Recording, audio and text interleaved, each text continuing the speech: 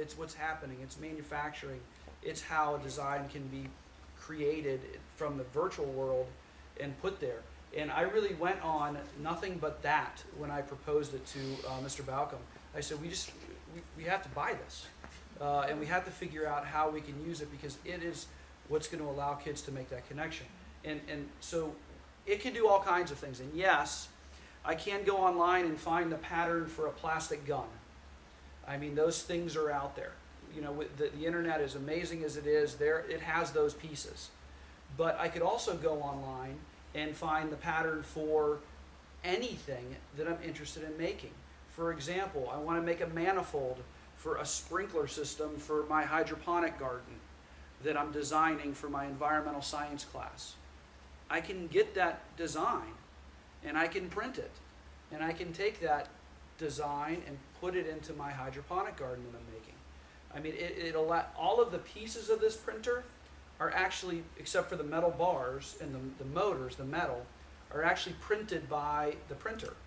And so when we bought this, we had to print the spool to attach it. So if you look at it, you can see the same print design that's on there. So, and this tool was purchased, I want to say it was about $1,500 out the door. And that was almost 2 years ago now, 18 months ago. To print this size piece of equipment, we could buy one now for about $300.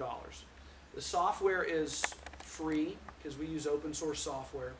The design program costs something, but there are free open source software design programs.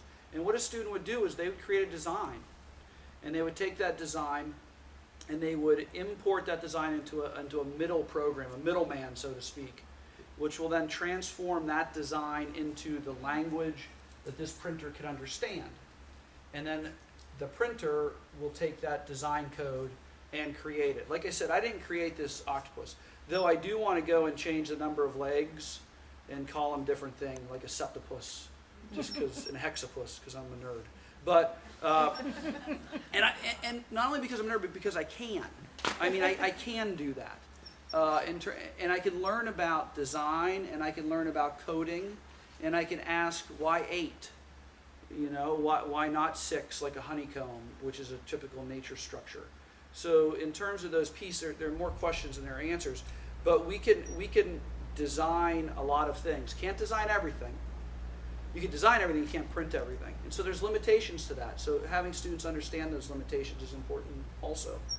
I mean, in terms of how it works, all it is some material, plastic material, same stuff they make Legos out of. We also have another type of plastic that's biodegradable. It comes in all kinds of colors. It moves through, gets heated up, and gets a small drop of it placed in a specific spot.